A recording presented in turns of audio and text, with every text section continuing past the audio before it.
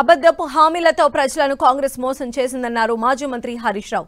ఎన్నికల ముందు ఇచ్చిన హామీలను అమలు చేయడం లేదని విమర్శించారు. ఏపీలో పెంచిన పెన్షన్లు అమలు చేస్తున్నారని, తెలంగాణలో మాత్రం రేవంత్ సర్కార్ అమలు చేయడం లేదన్నారు.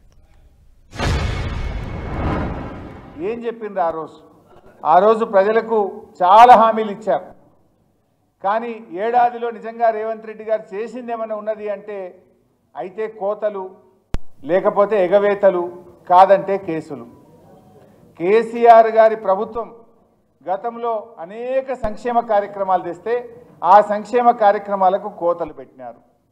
కాంగ్రెస్ పార్టీ మేనిఫెస్టోలో చెప్పిన వాటిని ఎగవేతలు చేస్తూ ఉన్నారు. ప్రశ్నించే వారి మీద కేసులు పెడతా ఉన్నారు. ఇంతకు మించి రేవంత్ రెడ్డి సాధించి నేను ఆడికి పోయి రేవంత్ రెడ్డి నువ్వు రుణమాఫీ ఎగ్గొట్టినవు, నువ్వు తులం బంగారం ఎగ్గొట్టినవు, రైతు భరోసా ఎగ్గొట్టినవు, మహిళలకు మహాలక్ష్మి ఎగ్గొట్టినవు, వృద్ధులకు 4000 ఆసరా పెన్షన్ ఎగ్గొట్టినవు, ఇవన్నీ ఎగ్గొట్టినవు నాయన. నీ పేరు యనుముల రేవంత్ రెడ్డి కాదు, నువ్వు ఇప్పటి నుంచి ఎగవేతల రేవంత్ రెడ్డివి అన్న. అరే ఎగ్గొట్టినోని ఎగ్గొట్టిండు అంటే కూడా తప్పేనా? ఇది అన్నందుకు ఆడ మానకొండూరులో నా మీద పోలీస్ స్టేషన్లో కేసు పెట్టారు. ఇప్పుడు నోటీసుల మీద నోటీసులు వస్తున్నాయి నాకు, రా పోలీస్ స్టేషన్ కానీ. ఎగ్గొట్టినోని ఎగ్గొట్టిండు అంటే ఇది తప్ప?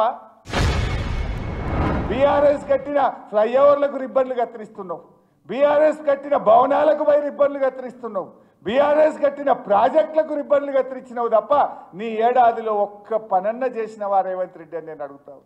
ఈ మాటనే కదా మన కేటీఆర్ గారు అడిగింది. ఈ ఒక్క మాట అడిగినందుకే కదా నువ్వు ఇవాళ అక్రమ కేసులు పెట్టే ప్రయత్నం చేస్తున్నావు.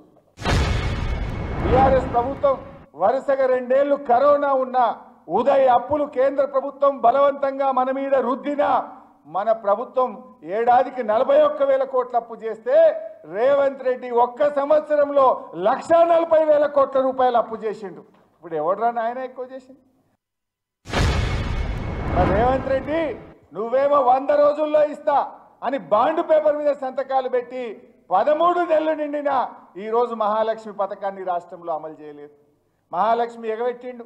అదేవిధంగా పక్కన ఆంధ్రప్రదేశ్లో మొదటి నెలలోనే 2,000 పెన్షన్ను 4,000 చేసి ఆంధ్రప్రదేశ్ ప్రభుత్వం మాట నిలబెట్టుకున్నది.